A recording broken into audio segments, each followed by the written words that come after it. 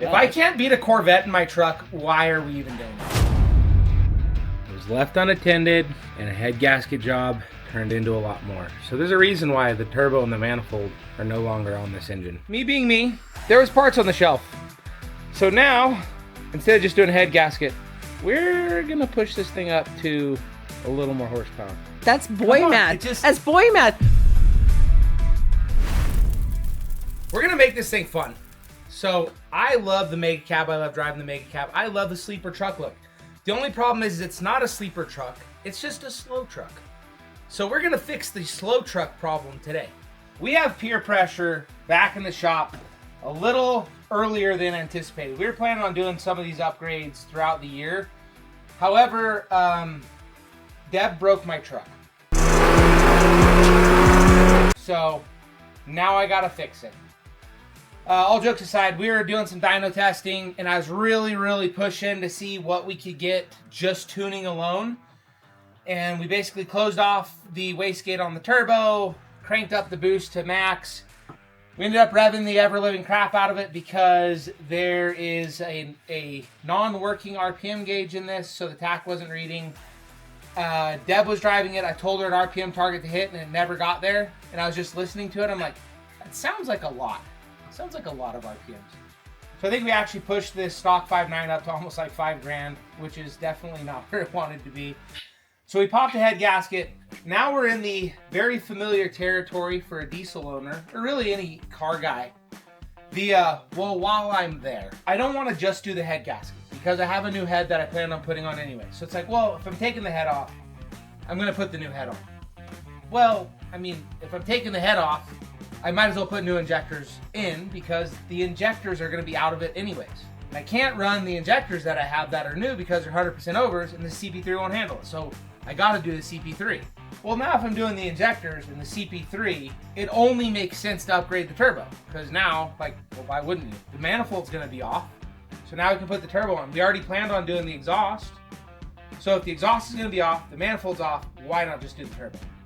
Well, if we're already doing all that, I have new boost tubes, I have new intake horn, and I have new airbox. It only makes sense that those go on at the same time. And if you're doing the top end of the motor, you definitely need to do L19 head studs. You definitely need to do new bridges so they don't flex when you're revving more. And you definitely need really good pushrods. Since I have all those things sitting on this shelf, and we're already going to be in here, why not?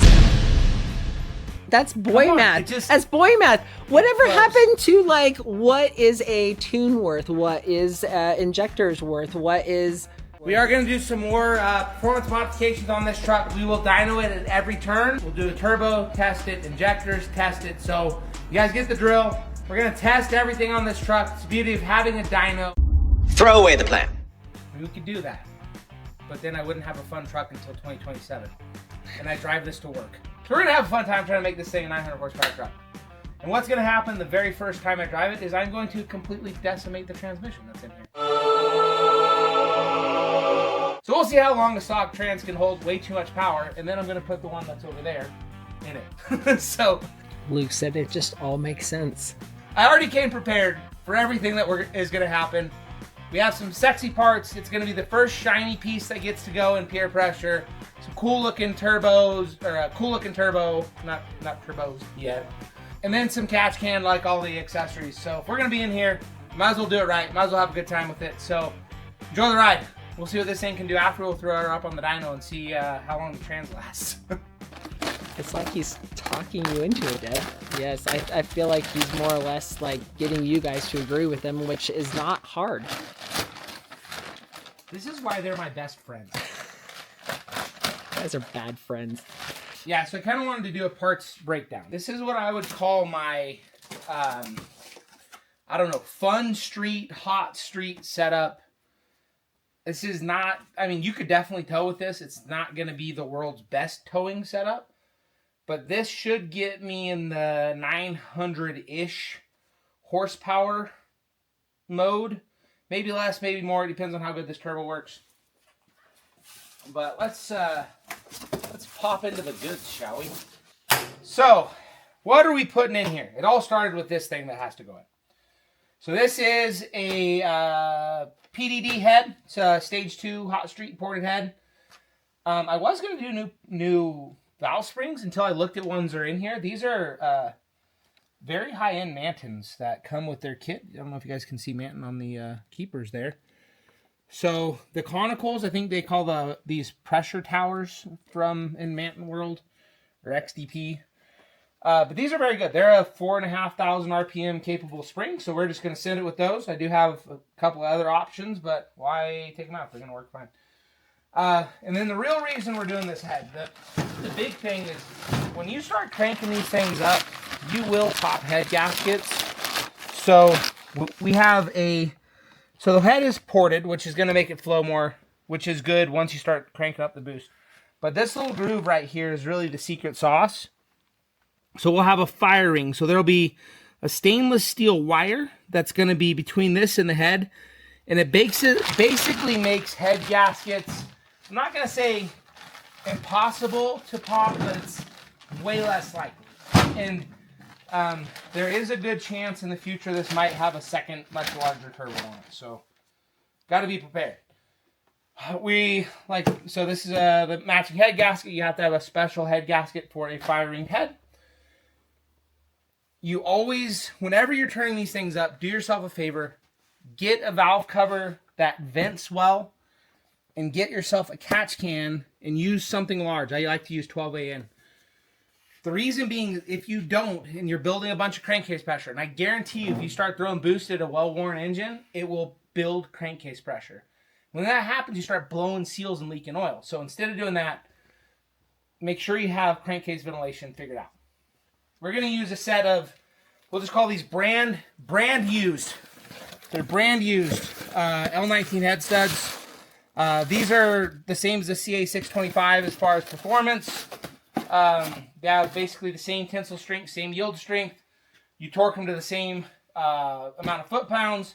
The thing with these head studs, you have to take care when installing them. You have to wear gloves because if you touch these with your grubby, oily hands, it's going to get hydrogen embrittlement and these will not hold for you. So it's very important that the L19s, you use gloves. Let's see what else. Whenever I'm doing the top end of a motor, or at least a Cummins, I like these full bridges. So these are the industrial injection bridges. Very, very strong. That will hold without flexing. So what happens when you really start running up RPM is the other ones don't have this. A traditional Cummins doesn't have this bridge in the middle. So they can flex outwards. So when you start really revving these things, they'll flex out.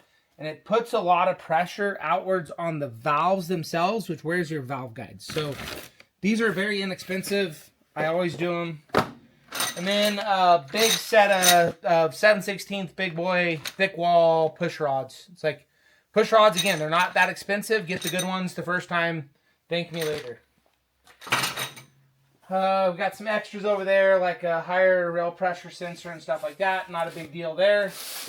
And then, this is going to seem small by my standards, but I promise you it's a very good turbo. So, this is a drop-in. This is a very, very, very strong turbo. It will not break, and it is bored out to a 69 millimeter. It's about as big as you can go within the stock frame size. And then to accompany this turbo, we have some boost tubes, an intake horn, and an air box. And I'll tell you right now, those things really don't mean much. Like, they look cool, they're better than stock, but they honestly aren't going to add a lot of power. They're just nicer to have. They look a lot cooler. Oh, we have one more thing. So, I hate the stock manifolds on these. So this is a very inexpensive upgrade. So there's a cast, like high flow manifold, and we will be using some stainless steel studs to put it in, but these flow a lot more and they have a provision for your EGT sensor, so you at least know how bad you're burning things up. So this combination of ingredients, depending on how far we push the tuning and how well everything works, how healthy the motor is, which we'll be able to see once we pop that head off of there, I would guess that this combination of ingredients or this combination of parts should get us in that 900 horsepower range, maybe a little bit more, maybe a little bit less. And I don't like to go past about 1,000 horsepower on the stock bottom end because if you torque spike them, they get a little mad. We're not doing compounds, so I think we're pretty safe. Behind this, what's going to happen is I have a new rebuilt trans in this, but it's a stock rebuild. So these parts will absolutely destroy that trans. We're going to see how long it lasts. I have a replacement, but I'm pretty sure that's the next thing you're going to see is me putting a trans in. But if you're a Dodge guy, you can do them pretty fast because you do them a lot. The last pieces of the puzzle to try and get this thing to that 900 horsepower mark is we got a set of, these are also what we'll call brand used, 100% over injectors. They're DDPs. We got some fresh feed tubes that we'll be putting in with them. And you can see they're true DDPs right there. One of the cool things about pretty much any of the injector manufacturers is they all laser engrave the part number so you know exactly what you're getting. So if you are surfing, you're buying stuff secondhand, you know what you're getting. These particular injectors were literally put in the truck, used for a drive down the block and back. And the guy didn't seem to like them, so he took them out and he put his other ones back in. He had a set of 40%. He liked those better. So these were on the market for very cheap, and I picked them up. And then this is a 12 mil CP3 from Industrial Injection. These are relatively affordable, especially if you make sure to give them back the core, which I have not yet because my core is sitting over there and I need to give it to him so I can get some money back. All right, so 12 mil CP3 and 100% over injectors are kind of our fuel strategy. And then in this, if you've been watching along, we already put the FAST in here right when we got the truck because it's one of the first upgrades I like to do. So we do have a FAST 290 in this truck, which is extreme overkill for this setup, but there might be other things later, wink, wink. I don't know if you guys know me yet, but this is kind of pure pressure stage 1. And I'm assuming in the future I'm going to need more pumps. So that's why that pump is on there. So now we got all the parts. I say we get to work.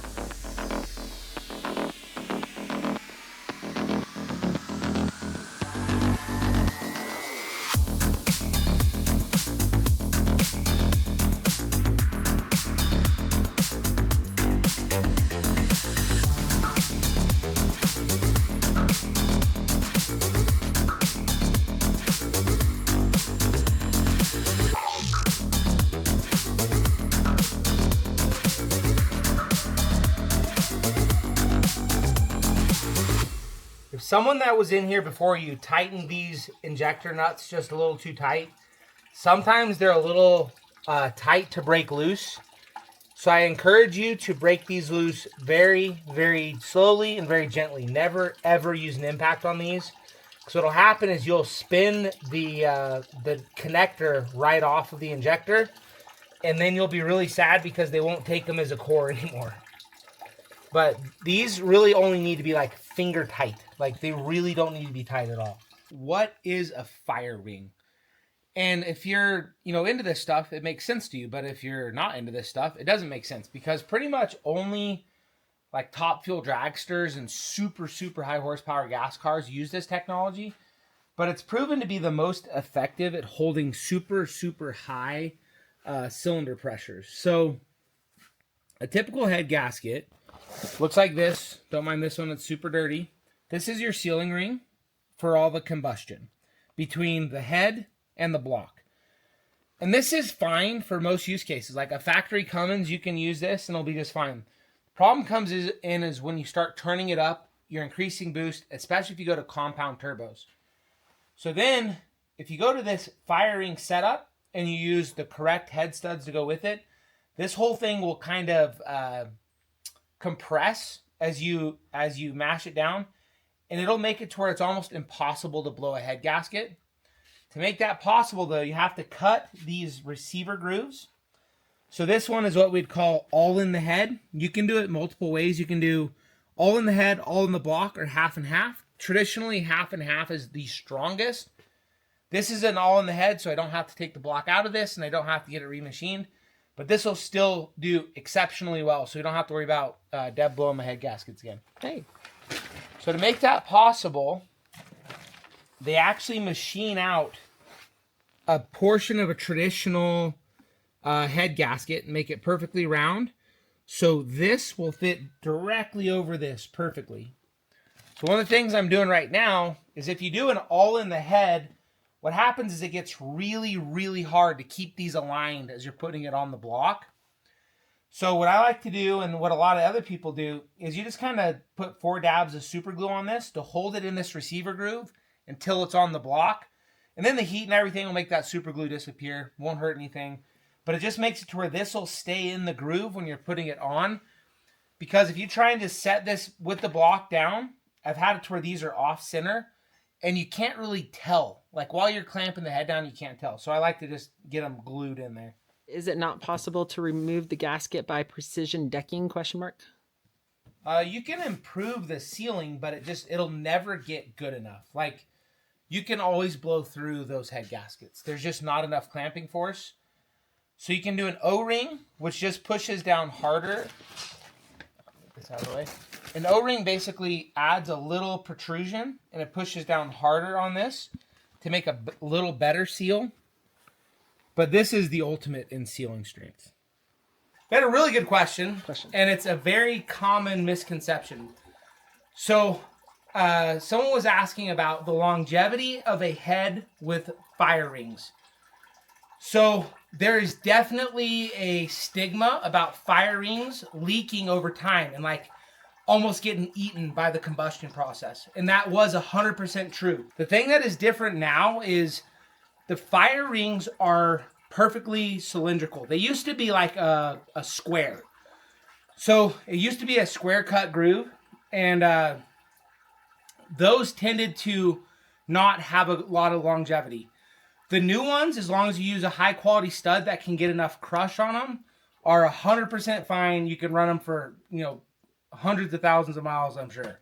Like I'd have no concern doing it in a tow truck or hot rod rig or a hot shot rig or something like that. All right, so valve bridges. So this is a factory Cummins valve bridge. They're perfectly great for stock use, but when you're pushing a lot more cylinder pressure and you're pushing a lot more RPM, what'll happen is this dog bone or this boomerang setup here will flex. It'll flare outwards, putting a lot of pressure on your valves and your valve guides. So when you get an aftermarket one, this is a very cheap upgrade. It fills in that spot so it can't flex. So you can kind of see the difference here. So this is a very cheap upgrade. These are inexpensive, and it does help a ton when you up your spring pressure and you're upping your RPMs. So I definitely recommend getting these.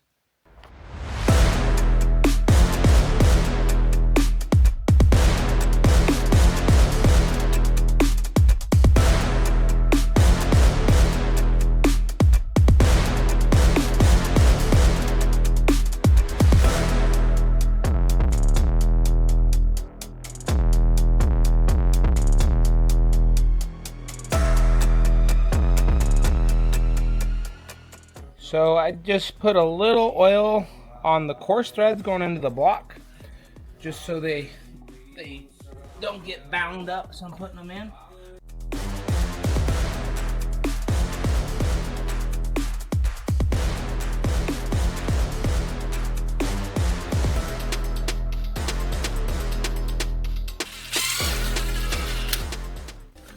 This is the time where you gotta be real careful not to drop anything down the engine. It makes for a much longer job.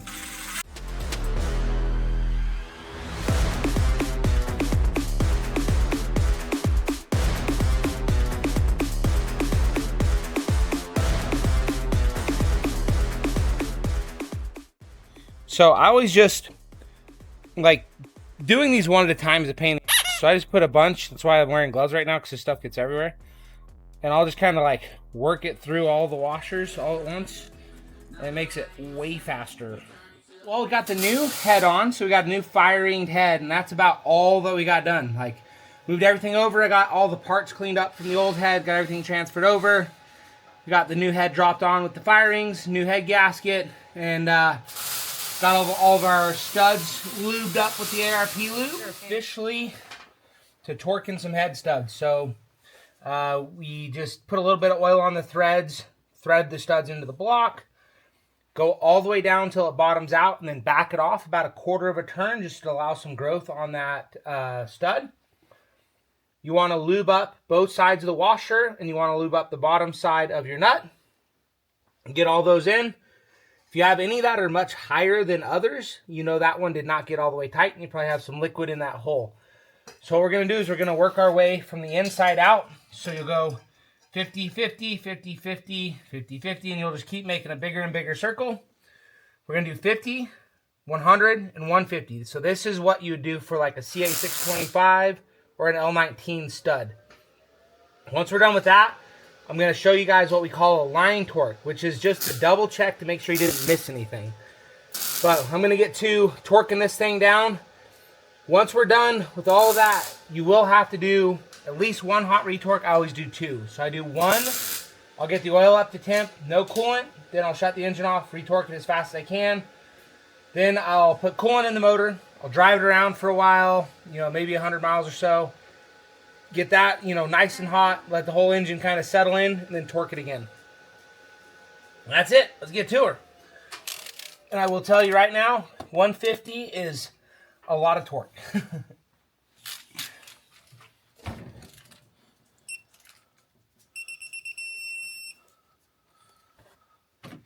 I will tell you, a paint pen is like your best friend when you're doing this. Keep track of the torque where you're at, because it's really easy to forget when you're doing 26 of these things. I'm pretty sure last time I was pointing to you the procedure. I just figured you probably couldn't do that right now. That's my preferred mechanism, is Deb tells me what to do.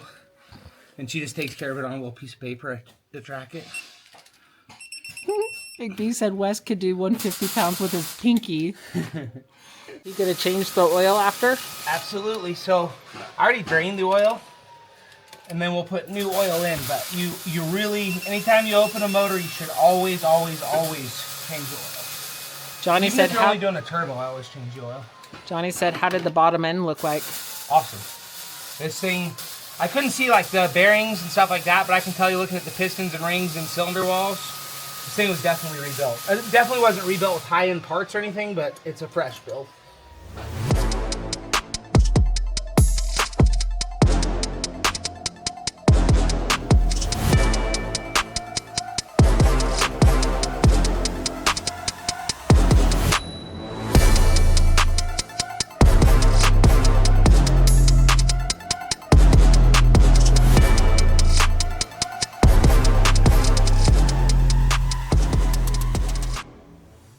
All right, so the last step, we just torqued all these to 150, which is why I'm sweaty.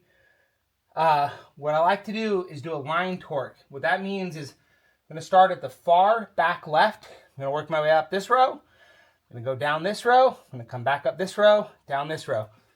So this is just a double check to make sure you didn't miss any. So I've had it where somehow I missed one nut every single round. And then it was, way looser than the rest. So this is like the double check.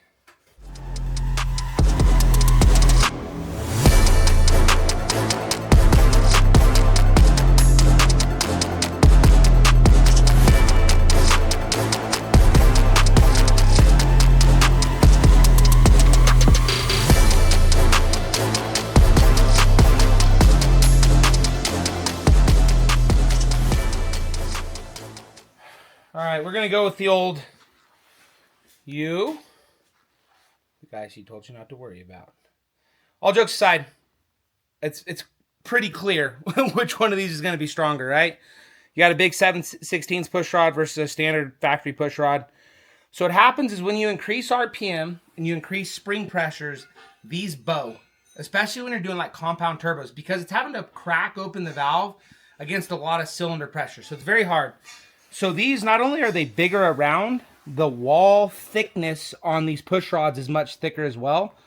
And then they have tool steel tips. So when it's kind of grinding away on the tappet and the rocker, these will last a lot longer. So this is definitely a much better upgrade. And if you're going to be in there doing new valve springs, definitely do push rods, whether they're not that expensive.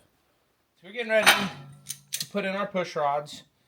First thing I do is I like a much thicker assembly loop for this. So So I get, I like this Lucas for this purpose. I use like 3 different assembly lubes, but I like this one for the push rods. Just because it gives a nice thick goop on there, so I can actually get a real good feeling of if I have it in the tappet. So when you're putting this down through the hole, you don't want to just drop it and pray. Like, you may or may not be in the tappet. So when you're in the tappet, it'll, like, especially if you use this thick assembly lube, it makes a suction, and you can feel that you're physically in the tappet. You want to make sure that you kind of feel it around and you get it in right where it's supposed to be, so you're not making some really interesting sounds you don't like when you start your engine up for the first time. All right, you're there. When you're putting all this new stuff in, right, we did a new head, a new firing head gasket. We have an entirely new valve train. You don't want to just go torque down your rockers to whatever they were before. If you do that, you run the chance, it's unlikely, but there's a chance that you could crash into the piston. So you always want to back your adjusters all the way off. So I'll loosen all these up, and you'll get my T-handle. And I'm going to loosen these basically all the way off, at least another turn or two, before I tighten down these 10 mils, because I don't want to run the risk of anything impacting one another. So just a good tip, pretty low risk to do, pretty simple. So you definitely want to do that, and then you'll set your lash after. It is a cold one tonight. Guaranteed it'll probably be summer by the time I'm editing this. So yeah, got Mistress right here. It's actually more fun when you don't own the truck and you still get to run it. Ooh, is he really going to run the truck? So he just said, I may still be running the truck. He can't run 2 of them because Brighton's got his own. Ooh, nice. Okay. We just like hanging out with you, Bridger. Yeah. You and Gavin are super fun to hang out with. And he still has my cup, I'm sure. Oh, yeah. That's really upset about not having her cup. I want my cup back. So we currently have gotten our new head. We got a stage 2 head from PDD. It's got some Manton, very high quality valve springs in it. We have Manton stage 5 push rods. And then we went with DDP 100% over injectors on this one. Got them used off Marketplace for $1,000. Thank you very much. Best deal ever. And we're running an industrial injection 12 mil CP3. So that should give us enough fuel for a little over 1,000 horsepower. And then for air, which is what we're working on today, I got the manifold mounted on the new, I got the new turbo mounted on the exhaust manifold last night. I found that without taking off the compressor housing, which I am not going to do because then I'll have to reclock it, I could not get my fleece manifold studs in. So we are going to be going with the normal bolts. So we're going to be doing that tonight. Get some oil feed lines, oil drain lines, maybe some exhaust. And then I want to put on this bad boy, which I am so freaking excited about. A little custom Beaman builds valve cover action from the guys over at Beans Diesel. Love those guys. We use quite a few of their parts on side piece, and they do custom valve covers. So they made this one for me. White out with the galaxy. Woo! Let's go white out. All right, so I'm supposed to be quiet. I got so sidetracked. Thank you, white out. So the goal today is get the top end of this thing closed up. Get the turbo completely mounted, the exhaust manifold mounted. We'll probably do exhaust, maybe not, but I want to get my boost tubes in. Maybe we can get to the intake horn, but I think I'm going to be powder coating that black now that we're going with the black manifold because blue's going to look out of place. But I want to get to work because I want to freaking drive this truck and have 850 horsepower on top because that's way more fun than 400. And then the first run on the dyno, we're going to blow the trans, and then I'm going to do a trans this weekend too. Wait. What? Like, if you guys are going to turn up a truck, there's 2 things just know you're going to have to do. You're going to have to at least do head studs. I like head studs with firings because it kind of just takes the head gasket problem out of the equation.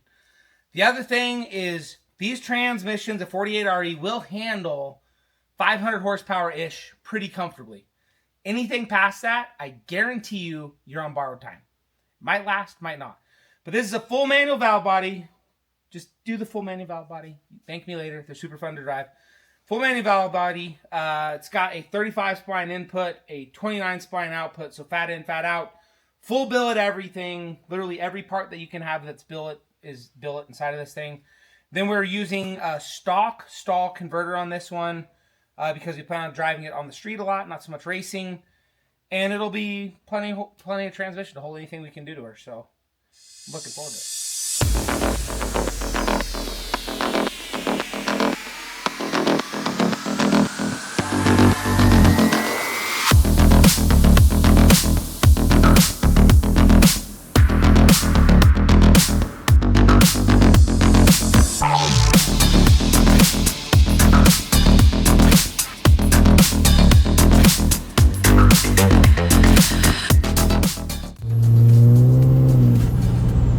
So Wes, do you like this truck? I freaking love this truck.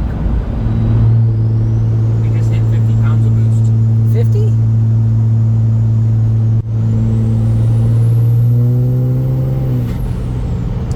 It makes a lot of sounds. It's gonna break. I'm gonna break the transmission if I keep doing that. You're in tune 3, right? Yeah. Probably shouldn't be. Wiser people have told me not to do that, but it's really fun.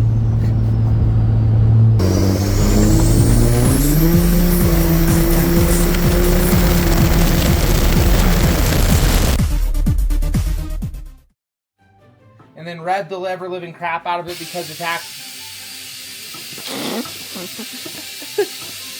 now the compressor should kick on, right? Yeah.